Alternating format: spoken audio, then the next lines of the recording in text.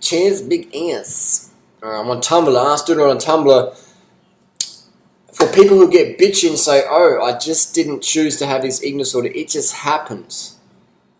Did people who have recovered say that it just happened? So this person is saying, many people say, well, I didn't choose eating disorder, it just happened.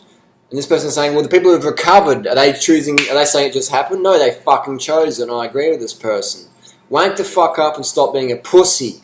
If recovery just doesn't happen, then having an eating disorder just doesn't happen either. It wasn't easy for me to stop having bulimia. I developed a habit, and habits die hard.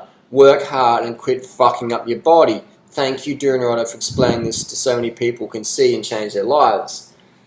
It's just a choice. An eating disorder, obesity, anorexia is just a choice in the moment. Now, assuming, unless you had chemo drugs and you just physically can't eat because your stomach's been cut out of your body, obviously. But we're talking that the everyday anorexic, the everyday obese person who is eating KFC or purging their guts out of spewing up or whatever, rotting their teeth out from vomiting from the stomach acids. A lot of people come to this lifestyle with dental issues and they're like, oh my god, I got bad fruit from fruits. It's like, nah, you've been bulimic for a few years now, so just be honest with that. Everyone makes mistakes. The Rosie girl. The girl who's on the Snapchat, the one who's taking photos of her food, and then she got off her face on some drugs, Aussie girl, and she says, you know, I don't actually eat this food, I'll throw it in the bin. And that caused a controversy on Snapchat. So she posts these pretty photos on Instagram, but then on Snapchat says I actually throw it out. I mean, throwing food in the bin, why don't you just give it to the animals outside, put stuff in the bin? These kids are starving in Africa or Asia or wherever. Even in Australia, people can't get access to good quality food, and you make this good quality fruit or whatever and you throw it out. It's like, what the fuck? Why do a lot of people stay on anorexia? Because in Australia, you get paid about $850 a fortnight. So Rosie and that swaddling girl, and a lot of these girls on Instagram who say, oh, I'm like in recovery. It's like, no, you're not in recovery, man. You're still on the disability support pension that you get paid for anorexia because it's a mental health thing. So you have a mental health disease. I'm not making fun. I'm just highlighting some clarity here that these girls don't want to cure themselves.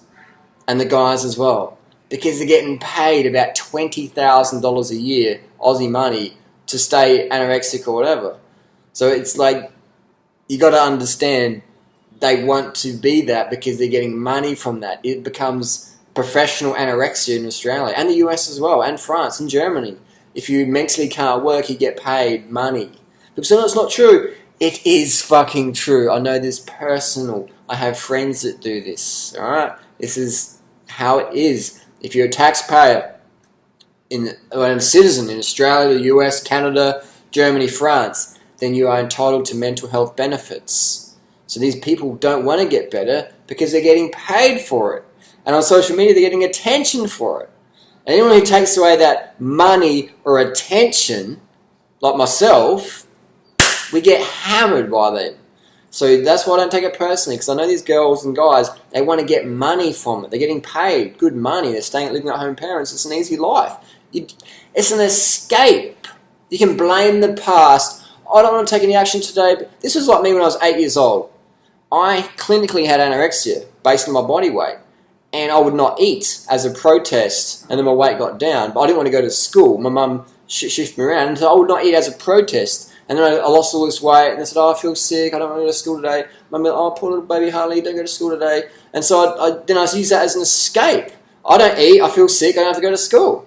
Win-win. Or I feel sick at school, go to the doctor or the school nurse, and then skip the school lesson, just get laid back and just have a sleep. So it's like, you got to understand, man, these people choose the eating disorder. It's an escape. It's attention. It's financial for a lot of Aussies. And Germans and French and Americans and Canadians, they're getting paid to be it. So this is why these girls get so angry at me. Recently there was like on a pro-ana website petition against Duranoto. Now if you see that petition, please sign it. Please sign it. I'll tell you, in 2 months' time I'll tell you why I went and sign it. Please sign it. It's only got 2,000 signatures now. If we can get up to 20,000, 30,000, that'd be very, very good. I'll tell you why in 2 months' time. But, so there's a whole internet swarm against Duranoto for calling out Rosie and Swaddling and all those crew on a Snapchat or whatever. I don't hate these girls, I want to help the people who want to be helped. But I understand that these girls are just like collateral damage. getting shot down in like an Instagram fire. I don't hate them, but I'm using them as an example of like that's what's going on. Is it's a big industry, and the professionals, the psychiatrists and psychologists, they don't want to admit that because they're getting paid as well. The government pays them. When I had that accident in 2003, I had to see a whole lot of sharks and shrinks and everyone. I had to see shrinks from my insurance company, and I had to see shrinks from the other insurance company. And a lot of the shrinks in the other insurance companies said, you've got eating disorder, you're anorexic, you've got binge eating disorder, you eat 20 bananas a day, that's way too much. You've got bipolar, you ride your bike 24 hours, that's bipolar. You sleep all day, you got bipolar. You hear voices from animals getting killed, you got paranoid schizophrenia. And so they're labeling all these labels so they can reduce the payment of my bus accident. Post-traumatic stress, all this stuff. All this stuff.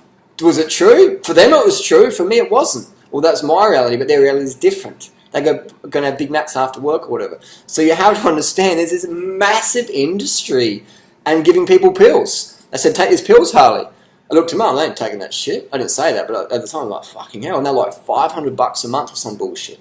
There's so much money in it. I'll tell you more stories. Even in person, I'll see them in the street, I'll tell you more.